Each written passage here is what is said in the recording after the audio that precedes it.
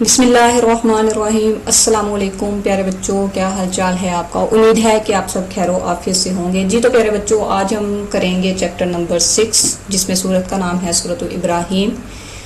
اس میں بچوں سب سے پہلے ہم چیپٹر کی ریڈنگ کریں گے، اس کے بعد ہم جو ہے وہ ایکسرسائز کی طرف موو کریں گے۔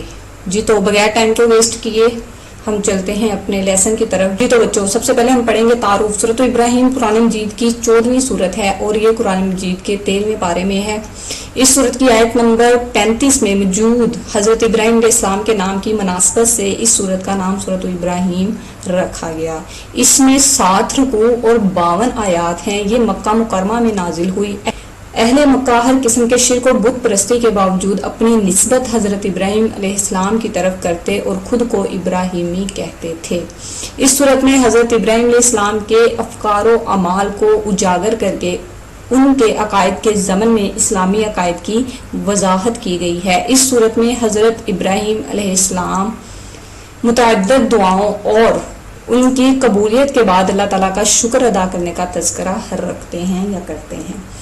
آگے بچوں مرکزی موضوع ہے بھئی سورۃ ابراہیم کا مرکزی موضوع شرک کی مذمت اور توحید کا اثبات ہے۔ جی تو آگے بنیادی مضامین ہے بچوں۔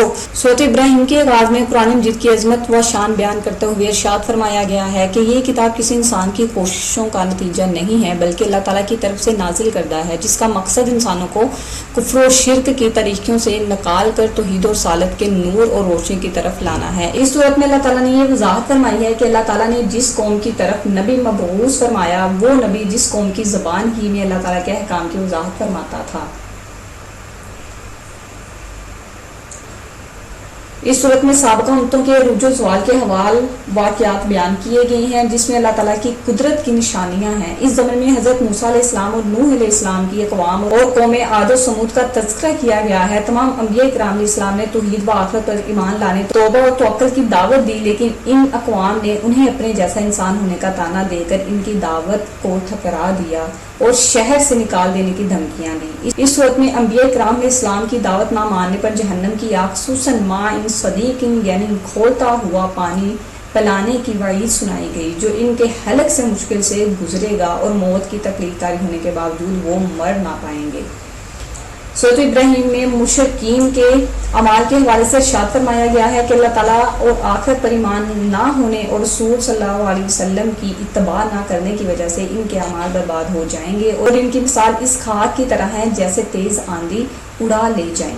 جب جہنم میں لوگوں کو پھینکا جائے گا تو دنیا میں جو کمزور لوگ تھے وہ اپنے طاقتور لوگوں سے کہیں گے کہ ہم دنیا میں تمہارے فرمانبردار تھے، تو آج تم اس عذاب سے نجات دینے کے لیے ہماری کچھ مدد کرو، مگر وہ جواب دیں گے کہ آج ہم سب اس عذاب میں شریک ہیں، کوئی کسی کی مدد نہیں کر سکتا۔ سورۃ ابراہیم میں شیطان کی دشمنی کی حقیقت کو واضح کیا گیا ہے۔ قیامت کے دن شیطان اپنے ماننے والوں کو کہے گا کہ اللہ تعالیٰ نے جو وعدے تم سے کیے تھے وہ سب سچے اور میرے جو سب وعدے تھے وہ جھوٹے تھے۔ میں نے تو تمہیں بہلانے پھسلانے کی دعوت دی اور تم نے فوراً قبول کر لی، لہٰذا اب مجھے ملامت نہ کرو، خود اپنے آپ کو ملامت کرو، نہ تم میری فریاد رسی کر سکتے۔ سورۃ ابراہیم میں ایمان اور کفر کو 2 مثالوں سے واضح کیا گیا ہے۔ کلمہ طیبہ یعنی توحید و رسالت کے اقرار کی مثال اچھے درخت سے دی گئی ہے جو ہر وقت پھل دیتا ہے، پھلتا پھولتا ہے، اور کلمہ خبیثہ یعنی حق کے انکار کی مثال بیکار جڑی بوٹیوں کی سی ہے، یعنی توحید و رسالت کی گواہی کے مبارک درخت کے ارد گرد کلمہ حق کے منکرین کو زائد جڑی بوٹیوں کی طرح اکھاڑ پھینکا جائے گا۔ سورۃ ابراہیم میں اہل ایمان کو قول ثابت کے ساتھ ثابت قدمی رہنے کا تذکرہ کیا گیا ہے۔ قول ثابت سے مراد کلمہ طیبہ ہے۔ بچوں یہ کوشچن آ سکتا ہے قول ثابت سے کیا مراد ہے، ٹھیک ہے، یا اس کا آنسر ادھر سے کر سکتے ہو۔ قول ثابت سے مراد کلمہ طیبہ ہے، ٹھیک ہے، جسے رسول اللہ خاتم النبی صلی اللہ علیہ وسلم نے ارشاد فرمایا کہ مسلمان سے جب قبر میں سوال ہوگا کہ وہ گواہی دے گا کہ اللہ کے سوا کوئی معبود نہیں اور یہ محمد اللہ کے رسول ہیں، بے شک اللہ تعالیٰ نے ارشاد فرمایا یثبت اللہ الذین آمنوا بالقول الثابت فی الحیات الدنیا وفی الآخرۃ کا یہی مطلب ہے۔ ایمان اللہ کے ضمن میں اللہ تعالیٰ کی قدرت کے دلائل جو ہے وہ بیان کیے گئے ہیں۔ اللہ تعالیٰ وہ ہیں جس نے زمین و آسمان پیدا کیے، آسمان سے پانی برسایا، طرح طرح کے پھل پیدا کیے، کشتیوں کو پانی پر چلانے کے مسخر کیے، سورج و چاند اور دن اور رات کو مسخر کیا، ہماری دعاؤں کو سننے والا ہے، نعمتوں کی ناقدری کرنے والے انسان کو ظالم یعنی بے انصاف اور کافر یعنی ناشکرا کہا گیا ہے۔ سورۃ ابراہیم میں حضرت ابراہیم علیہ السلام کی اس جامع دعا کا تذکرہ ہے جسے ہر مسلمان اپنی تمام نمازوں میں مانتا ہے۔ सूरत इब्राहिम अलैहिस्सलाम की ये दुआ भी सूरत इब्राहिम में जिक्र की गई है कि तर्जुमा है इसका, ऐ मेरे रब इस शहर को अमन वाला बना दीजिए और मैं और मेरी औलाद को दूर रखिए इस बात से कि हम बुतों की पूजा करें। सूरत इब्राहिम के आखिर में क़यामत के दिन मुजरिमीन की हालत बयान की गई है, मतलब मुजरिमों की हालत बयान की गई है। जब वो क़यामत के दिन का होलनाक मंजर देखेंगे तो इनकी आंखें जो फटी की फटी रह जाएंगी, वो अपनी करतूतों पर पछता रहे होंगे और अल्लाह ताला से गुजारिश कर रहे होंगे कि हमें एक बार फिर दुनिया में भेज दीजिए। अब हम अच्छे अमाल करेंगे, मगर जवाब में इन्हें दुनिया की ज़िंदगी याद करवाई जाएगी कि तुम हक़ को मानने के बावजूद इनकार तकब्बुर किया करते थे। अल्लाह पाक हमें तकब्बुर से बचाए, अल्लाह पाक हमें हदायत का रास्ता दिखाए। जी तो बच्चों, आगे सबसे पहले हम इसकी करते हैं बच्चों मशक। जी प्यारे बच्चों, हमने रीडिंग चैप्टर की कर ली, उसके बाद है जी मशक। मशक में सबसे पहले दुरुस्त जवाब का इंतखाब करें। सूरत इब्राहिम में अंबिया किराम ने इस्लाम की दावत ठुकराने पर कौन सा पानी पिलाने की वईद सुनाई गई थी? माइन सदीकिन, अल्लाह ताला की नेमतों की नाकदरी करने वाले शख्स को कहा गया है बेइंसाफ और नाशुक्र। स्माइली फेस जो है बच्चों ये आंसर है, ठीक है। दावत हक न मानने वालों को आखिरत में लिबास पहनाया जाएगा आग का। कफार के अमाल क़यामत के दिन होंगे राख की तरह। वो खसूसिया काम जो सूरत इब्राहिम में मज़कूर है, नमाज पढ़ना और खर्च करना। आगे है मुख्तसर जवाब दें बच्चों। इनको क्वेश्चन को हम रीड करते हैं, देन हम जो है ना वो फिर इसके आंसर देखते हैं। कफार के अमाल को किस मिसाल से वाज़ह किया गया? पहला क्वेश्चन। दूसरा क्वेश्चन, क़यामत के दिन शैतान अपने पैरोकारों को क्या हकीकत बताएगा? तीसरा क्वेश्चन क्या है बच्चों? सूरत इब्राहिम की रोशनी में अल्लाह ताला की कदर के 3 दलाइल लिखिए। चौथा क्वेश्चन, सूरत इब्राहिम में मौजूद हज़रत इब्राहिम अलैहिस्सलाम की दुआओं में से किसी एक दुआ का तर्जुमा तहरीर कीजिए। पांचवा क्वेश्चन, सूरत इब्राहिम का मुख्तसर तारीफ बयान कीजिए। इसके बाद तफसीली जवाब है बच्चों। सूरत इब्राहिम के अहम मज़ामीन पर रोशनी डालिए, मतलब कि ये भी मज़ामीन थी। जी तो पहला क्वेश्चन क्या था हमारे पास? कफार के अमाल को किस मिसाल से वाज़िया किया गया है? कफार के अमाल को किस मिसाल से वाज़िया किया गया है बच्चों? इसका आंसर है हमारे पास इसी पेज के लास्ट पे ये बच्चों। सूरत इब्राहिम में मुशरिकीन के अमाल के हवाले से इरशाद फरमाया गया है कि अल्लाह ताला और आखिरत पर ईमान ना होने और रसूल खातमुन नबी सल्लल्लाहु अलैहि वसल्लम की तबाह ना करने की वजह से इनके अमाल बर्बाद हो जाएंगे और इनकी मिसाल इस रात की तरह है जैसे तेज़ आंधी, ठीक है, जैसे तेज आंधी उड़ा ले जाए। ये बच्चों पहले क्वेश्चन का आंसर है, ओके। उसके बाद दूसरा क्वेश्चन क्या था? क़यामत के दिन शैतान अपने पैरोकारों को क्या हकीकत बताएगा? शैतान अपने पैरोकारों को क्या हकीकत बताएगा बच्चों? इसका आंसर है जी हमारे पास इधर से बच्चों, दूसरे क्वेश्चन का आंसर है, दूसरे क्वेश्चन का आंसर है। सूरत इब्राहिम में शैतान के दुश्मनी की हकीकत को वाज़ह किया गया है कि क़यामत के दिन शैतान अपने मानने वालों को कहेगा कि अल्लाह ताला से जो वादे तुमने किए थे वो सब सच्चे और मेरे सब वादे जो थे वो झूठे थे। मैंने तो तुम्हें बहलाने फिसलाने की दावत दी और तुमने फ़ौरन कबूल कर ली, लिहाजा अब मुझे मलामत ना करो, खुद अपने आप को मलामत करो। ना तुम मेरी फरियाद रसी कर सकते हो, ना मैं तुम्हारी फरियाद रसी कर सकता हूँ।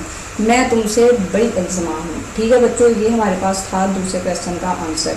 तीसरा क्वेश्चन, कैसे होते इब्राहिम की रोशनी में अल्लाह ताला की कुदरत के 3 दलाइल बयान कीजिए, ठीक है बच्चों। इसका आंसर भी हमारे पास है जी इसी पेज के आगे, ये है जी तीसरे क्वेश्चन का आंसर इधर से।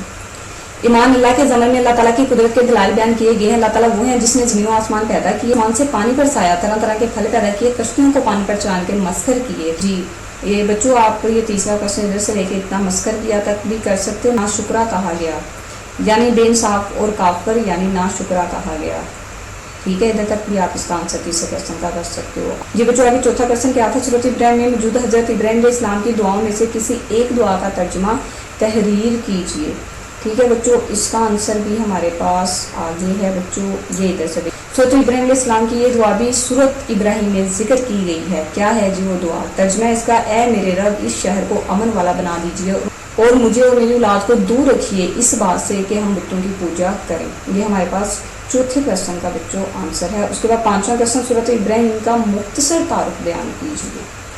पांचवें क्वेश्चन में जी वो पूछ रहा है सूरत इब्राहिम का मुख्तसर तारुफ बयान कीजिए।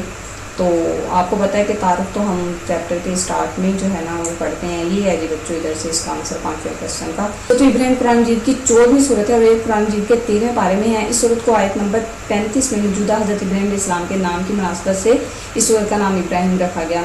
इस सूरत में जो आयत नंबर 35 है ना उसमें हज़रत इब्राहिम का नाम है, जिसकी वजह से सूरत का नाम इब्राहिम रखा गया बच्चों। इसका ये मतलब है। इसमें 7 रुकू और 52 आयात हैं। ये सूरत मक्का मुकरमा में नाजिल हुई थी। अहले मक्का हर किस्म के शिर्क और बुत परस्ती के बावजूद अपने नस्बत हज़रत इब्राहीम अलैहिस्सलाम की तरफ करते हुए और ख़ुद को इब्राहिमी कहते थे।